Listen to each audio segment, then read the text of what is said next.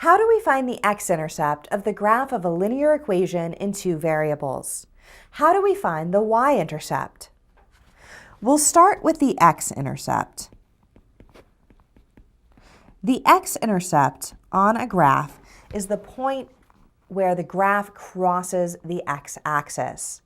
Therefore, it's also the point where y is equal to 0. And so we can find the x-intercept by letting y equal 0 and solving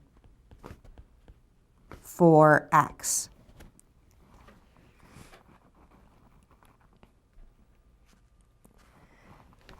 The y-intercept on a graph is the point where the graph crosses the y-axis.